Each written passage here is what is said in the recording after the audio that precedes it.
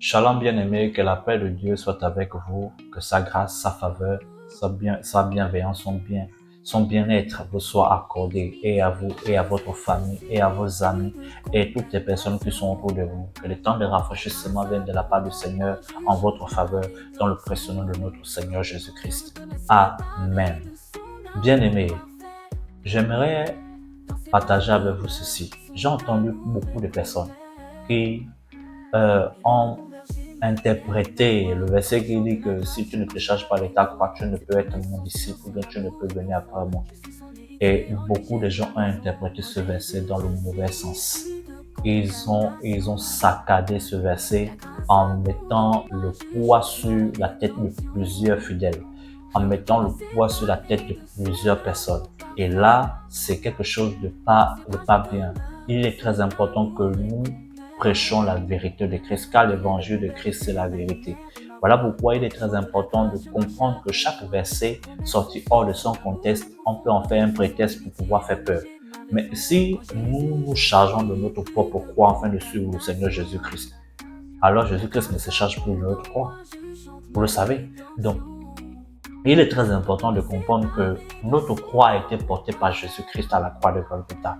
Et voyez-vous, Jésus-Christ s'adresse à un auditoire bien précis. Il s'adresse aux scribes et aux pharisiens, des hommes qui se glorifient dans la société. À cette époque-là, c'était des personnes qui étaient vues de tout le monde, qui se glorifiaient et qui cherchaient les acclamations, que l'on les acclame, qu'on les voit comme des personnes saintes, comme des personnes intouchables, qui respectent la loi dans toute son entièreté. Mais Jésus-Christ va leur parler en parabole selon la loi, en leur disant ceci, que celui qui ne se charge pas de sa croix, il ne peut venir après moi, il n'est pas digne de moi, il ne peut être mon disciple. Voyez-vous, c'est selon la loi que Jésus-Christ parle. Jésus-Christ parle ainsi parce que ces personnes-là aiment les œuvres de la loi. Par conséquent, lorsque Jésus-Christ en parle, il parle en parabole, en leur disant, parce que la loi exige que l'homme soit saint. La loi exige que l'homme soit un être irréprochable. La loi exige que l'homme fasse tout pour plaire à Dieu. Par conséquent, l'homme doit se charger de sa sainteté. L'homme doit se charger de sa justice. L'homme doit se charger de son fardeau afin de pouvoir plaire à Dieu. L'homme doit tout faire pour plaire à Dieu, pour être vu, machin. Tout ça, c'est ce que la loi exige. Ainsi, Jésus-Christ parle en parabole, disant que si vous ne quittez votre père, votre mère, vous ne pouvez être mes disciples. Voyez-vous, est-ce que Jésus-Christ encourage, un tant soit peu, posez-nous les véritables questions, est-ce que Jésus encourage la séparation des familles, la division des familles? Donc vous allez me dire que Dieu Tout-Puissant, qui aime la famille, qui aime les gens, va maintenant chercher à diviser les familles. Non, c'est parce que l'auditoire qui était en face de lui, c'était des personnes qui aimaient se glorifier de la loi. Et Jésus-Christ va faire quoi? Il va leur parler selon la loi, selon leur compréhension, mais en parabole, ceux qui n'ont pas compris.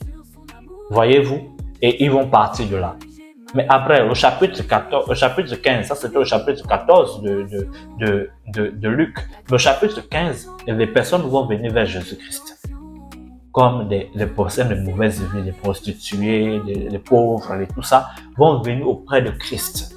Et là, Jésus-Christ va parler encore en parabole, mais cette fois-ci, ce sera plus le parabole selon la loi, mais ce sera le parabole selon la grâce. Et il va leur dire quoi? Il va leur dire ceci. Il va leur donner les paraboles selon la brebis perdue, selon le drachme perdu, selon le fils prodigue. Voyez-vous, ces paraboles, c'est pour montrer que Dieu a un cœur ouvert et s'intéresse à chacun de vous. Dieu a un cœur ouvert et il s'intéresse à tout le monde. Dieu ne veut pas que vous vous perdez. Voilà pourquoi il est capable d'abandonner les 99 autres qui n'ont pas besoin de repentance. Les 99 autres qui n'ont pas besoin bien sûr, sont en sécurité, mais qui n'ont pas besoin qu'on s'intéresse à eux, mais qu'on s'intéresse à celui qui est dans le péché. On s'intéresse à celui qui est perdu, à celui qui n'a pas de force, qui est parti englouti dans les ténèbres, qui est parti pour être perdus au fait. C'est-à-dire que ce sont des personnes qui se sont laissées aller englouties dans la vie, emportées par les ténèbres. Et ils ne pouvaient s'en sortir que lorsque le berger viendra pour les trouver et les mettre sur son épaule et les ramener à la maison. Et c'est ça ce que Jésus-Christ est venu nous montrer. Ainsi, vous charger de votre propre croix, c'est refuser que Jésus-Christ porte votre croix. Vous charger de votre croix, c'est refuser que Jésus-Christ prenne votre fardeau. Vous charger de votre croix, c'est refuser que vous soyez saints selon la grâce de Dieu. Et que vous voulez vivre selon vos propres désirs, selon les désirs de votre cœur, selon les désirs de votre sanctification, tout ce que vous voulez, mais cela compte sur votre propre capacité. Les gars, Adam a voulu sauver Ève du péché. Il a mangé le fruit. Et lui-même, il est devenu pécheur. Il ne pouvait pas. La chair ne peut pas supporter le péché. La chair ne peut pas supporter le péché. Voilà pourquoi vous allez voir que Jésus-Christ a tout fait. Il a tout accompli. Depuis que les offrandes, depuis Abel, quand on a commencé à donner les offrandes, toutes les offrandes ont été consumées par le feu.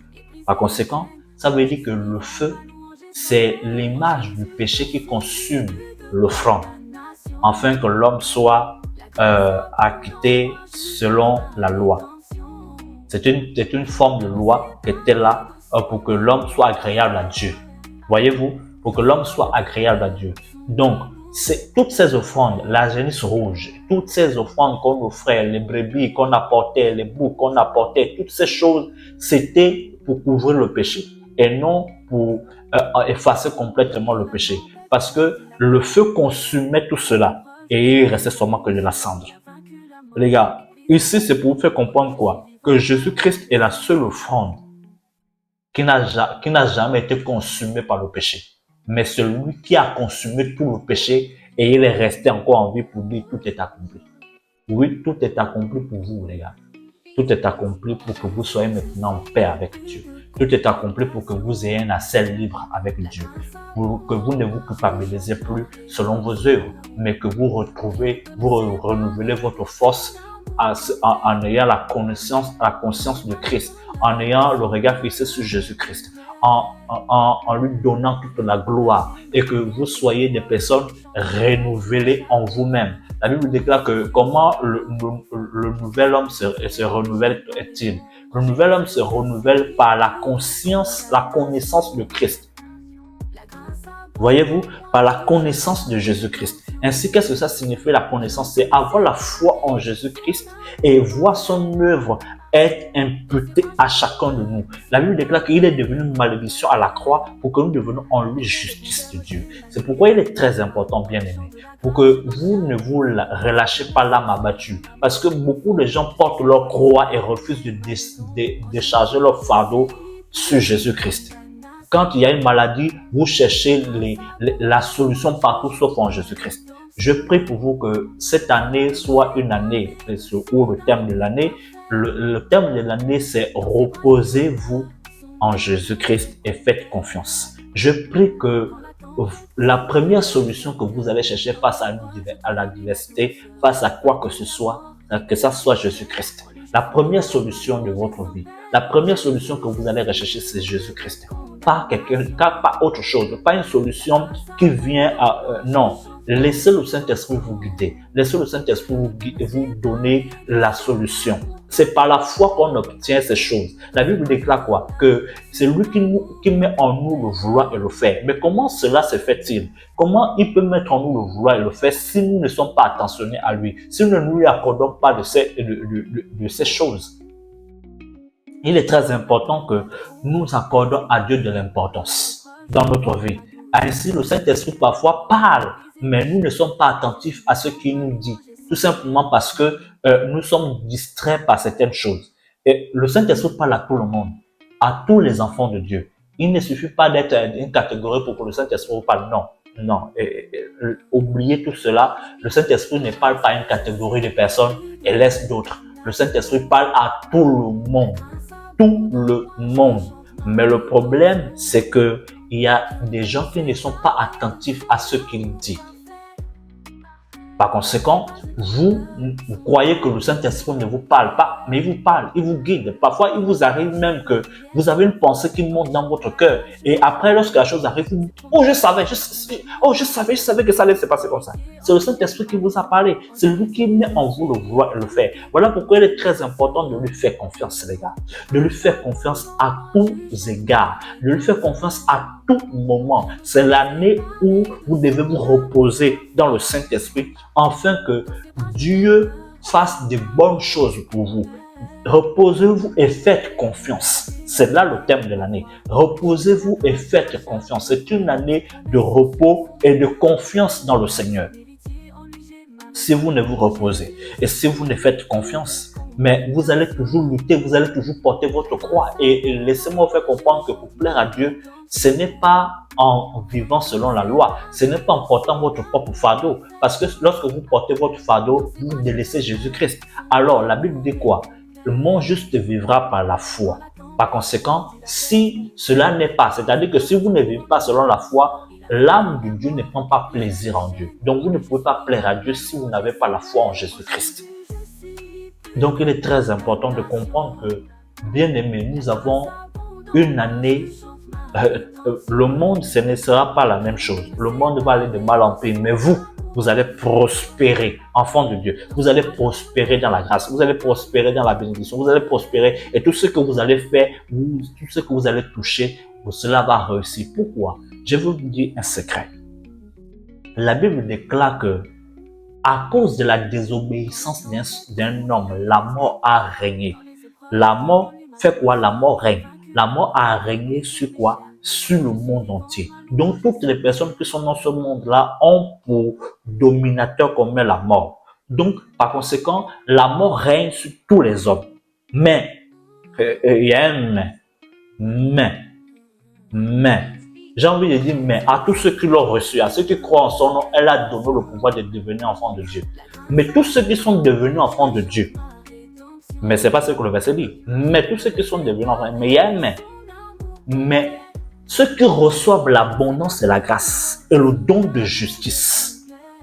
On n'a pas dit ceux qui vivent selon la loi, ceux qui font les efforts, ceux qui font ceci, ou bien ceux qui portent la croix. On a dit ceux qui reçoivent, donc vous recevez. En recevant, vous ne faites pas d'efforts. Le don, l'abondance et la grâce, le don de justice. Vous régnez quoi? Où? Dans la vie. La mort a disparu. Vous régnez dans la vie. Par qui? Par Jésus-Christ lui seul. Par qui? Par Jésus-Christ lui seul. Mais comment cela est-il possible? Par la foi, les gars. C'est par la foi. C'est par la foi que ces choses sont possibles. Par la foi en Jésus-Christ. Parce que la foi nous fait regarder Jésus-Christ. La Bible déclare que, ayant le regard fixé sur Jésus-Christ, qui est l'auteur, le consommateur de notre foi. Voyez-vous, c'est lui qui nous donne de réussir dans la vie. Lorsque nous avons notre foi, nous gardons notre foi en lui. Donc, ne vous relâchez pas, l'âme abattue, nous dit la Bible, mais considérez combien il a souffert pour vous, combien il a subi des choses. La Bible dit que le châtiment qu'on donne la paix est tombé sur lui. Donc, la parole de Dieu est très importante et utile pour donner de l'expérience à celui qui n'en a pas. La parole de Dieu est utile pour servir de bons témoignages pour notre vie. La parole de Dieu est là pour nous donner de l'expérience, pour nous donner de la connaissance, afin que nous soyons efficaces dans ce que nous entreprenons dans la vie. Afin que cette vie-là, nous ne soyons plus sous la malédiction, mais nous soyons dans la vie et que nous régnons dans la vie. Or, que celui qui règne dans la vie, quelles que soient les circonstances, vous avez la vie avec vous, les gars. C'est vous qui régnez maintenant dans la vie. Par conséquent, vous, partout où là vous partez, vous apportez la vie avec vous. Et lorsque vous apportez la vie avec vous, eh bien, les gars, tout ce que vous touchez réussit. Tout ce que vous faites réussit. Tout ce que vous entreprenez réussit. Donc, arrêtez avec les mauvaises consciences, les mauvaises pensées, les mauvaises choses qui vous font déclarer la mort dans votre propre vie. Car la vie est au pouvoir de la langue. La vie et la mort sont au pouvoir de la langue. Celui qui en aime en mangera les fruits. Si vous déclarez la mort, vous allez manger le fruit de la mort. Si vous déclarez la vie, vous allez manger le fruit de la vie. C'est pourquoi il est très important, enfant de Dieu, que cette année, que vous vous reposez. N'ayez pas peur. Le monde va aller de mal en pire, mais n'ayez pas peur. Mais vous, la Bible dit quoi?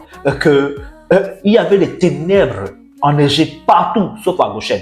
Où étaient les enfants de Dieu? Où était le peuple de Dieu?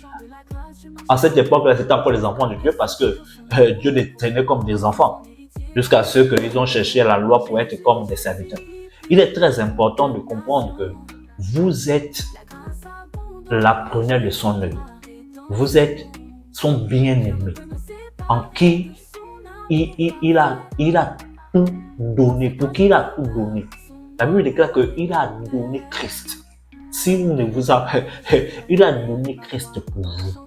Il a donné Christ pour vous. Il a tant aimé le monde. Donc le monde là, c'est vous. C'est tous les hommes. On parle ici des hommes. On ne parle pas du monde, le globe. Non, on parle des hommes, de tous les hommes et toutes les femmes qui sont sur la terre. Donc c'est ça qu'on appelle le monde. Et ainsi, il vous a aimé. Et il a donné le plus grand du ciel. Donc s'il ne vous a pas refusé Christ, à plus forte raison, vous pensez que ce sont vos œuvres qui vont vous accorder quelque chose? Non. Pendant que vous étiez en train de marcher dans le mal, il est mort pour vous.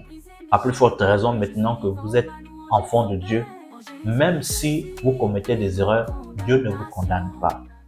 Beaucoup de gens vont dans ce sens-là. Ils disent que non, parce que j'ai péché, Dieu s'est éloigné de moi. C'est fini, je suis perdu.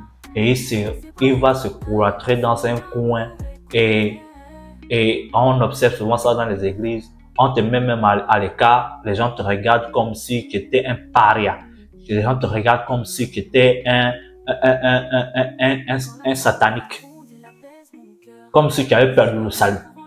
Les gars, non. Dieu ne vous juge pas. Lorsque le fils prodigue est revenu auprès de son père ne l'a pas jugé. Lui-même, il s'est jugé lui-même. Il a dit que traite-moi comme l'un était serviteur. Le père a dit niet. Le père n'a même pas répondu. Il a dit, mettez-le l'anneau au doigt, au pied, apportez la tunique. Tu n'es pas un serviteur, tu es un prince. Tu es mon fils. Et tu gardes ta place. C'est ainsi. Vous êtes à l'image de Christ. L'Église est à l'image de Christ. Au commencement, Dieu dit quoi? Créons l'homme à notre image selon notre ressemblance. Donc, vous êtes à l'image de Dieu. Et la Bible nous dit quoi? Dans Colossiens que Dieu, que toute chose a été créée par Christ et pour Christ. Nous avons été créés, domination, ciel, tout ça que vous voulez. Nous avons été créés pour Christ. Et c'est pour Christ que nous existons. C'est pourquoi notre véritable identité, c'est en Christ. Donc, avoir la foi en Jésus-Christ, vous renouvelez votre homme nouveau. Vous renouvelez votre homme nouveau. Le vieux homme n'existe plus en vous. Même s'il tente par les pensées à venir, à tenter, il n'est plus là. Il a complètement été déchu. Il a complètement été enlevé. Mais parce que votre conscience a gardé votre ancienne vie, que vous pensez que vous êtes l'ancien, le vieil homme est toujours là. Non, les gars. Vous êtes l'homme nouveau, créé selon la justice et la vraie sainteté de Dieu. C'est pourquoi il est très important de garder la foi, de garder la paix de Dieu, de garder tout ceci et que cette année soit pour vous une année de grâce, une année de faveur, une année où vous comptez forcément sur le Seigneur en premier lieu, afin de pouvoir compter sur tout le reste. Laissez le Saint-Esprit vous guider et vous dire ce que vous devez faire. Que Dieu vous bénisse abondamment dans le précieux nom de notre Seigneur Jésus-Christ. Il y a encore beaucoup de choses à dire, mais je m'arrête ici pour aujourd'hui afin de vous souhaiter mes vœux le meilleur et que cette année soit bénéfique pour vous. Si vous êtes ici et que vous avez reçu ce message de là où vous êtes, je dis que lorsque vous n'avez pas encore fait de Jésus-Christ votre Seigneur, votre Sauveur personnel, c'est maintenant le moment important de le faire car la vie va trop vite. Le Seigneur reviendra bientôt. Beaucoup de gens pensent que lorsque nous disons bientôt, ce sont des fables, c'est juste des choses qu'on dit juste pour faire peur aux gens. Non, c'est une vérité qui est là. Lorsque le peuple d'Israël dira que béni soit celui qui vient au nom du Seigneur, laissez-moi vous faire comprendre que tout est déjà prêt pour que le Seigneur revienne. Et vous le verrez revenir. Mais il est très important de comprendre que lorsqu'il reviendra, cette fois-ci, c'est pour chercher l'Église. Alors, si vous ne faites pas partie de l'Église, du corps de Christ, eh bien, vous allez rester et c'est le tourment sur la terre. Et c'est la persécution à un autre niveau qui viendra. C'est pourquoi il est très important que vous, qui êtes maintenant aujourd'hui en train de m'écouter, que vous fassiez cette prière avec moi de tout votre cœur. Car car la parole de Dieu dit ceci, que si vous croyez dans votre cœur et que vous confessez de votre bouche le Seigneur Jésus-Christ, vous êtes sauvés.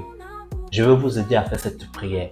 Et si vous croyez fortement dans votre cœur que Jésus-Christ est le véritable Seigneur, car c'est en croyant de cœur qu'on parvient à la justice et c'est en confessant de la bouche qu'on parvient au salut.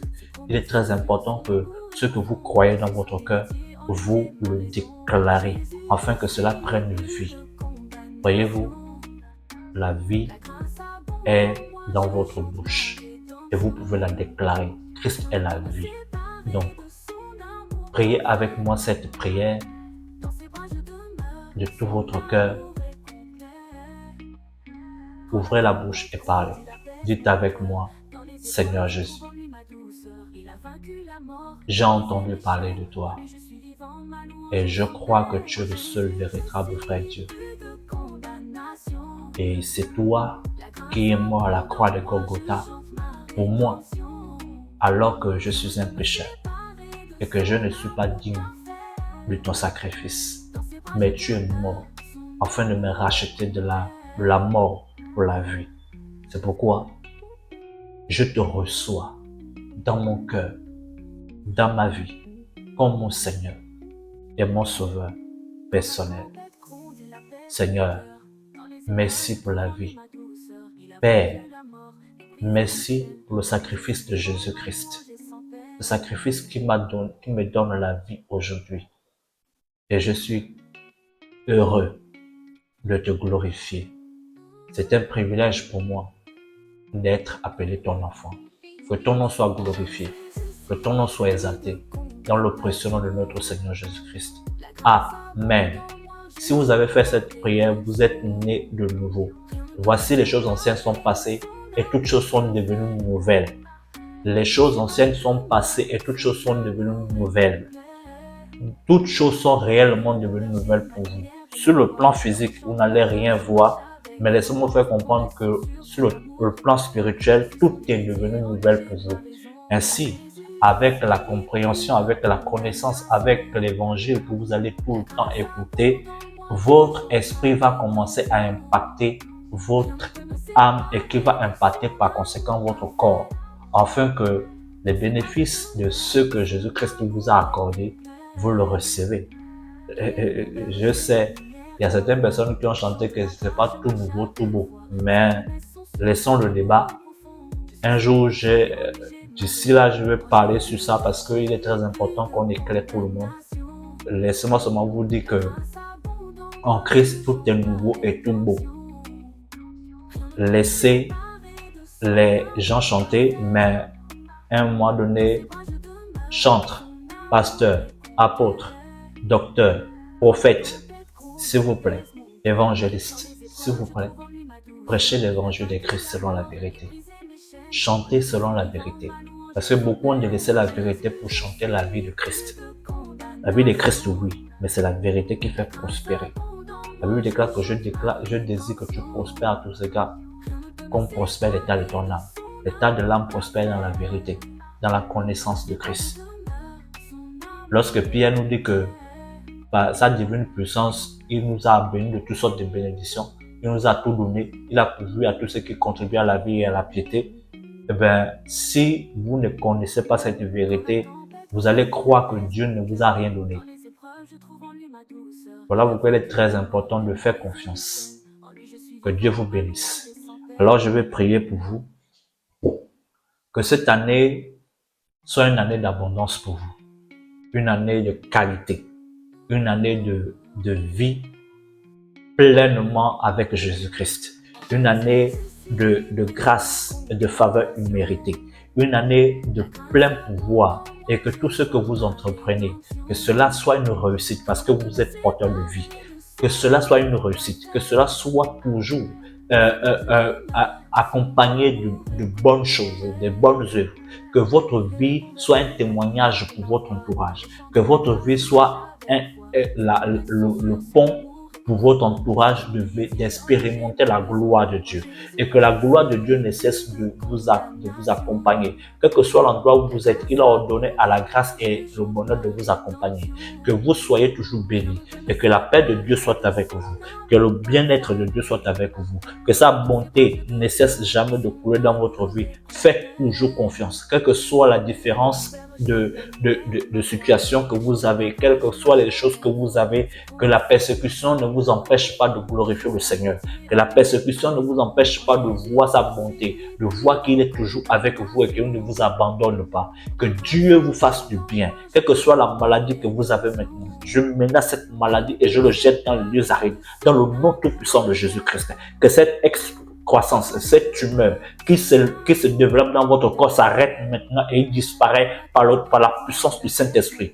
Là où vous êtes, lorsque vous recevez cette prière, je dis que la grâce de Dieu transforme votre vie maintenant même. Que la paix de Christ vous soit à communiquer de là où vous êtes et que vous soyez complètement restauré dans votre être entier. Le corps a besoin de santé. Alors recevez cette santé. Car le véritable dessein de Dieu, ce n'est pas que vous soyez malade, c'est que vous soyez en bonne santé. Alors soyez en bonne santé dans le nom tout puissant de Jésus-Christ.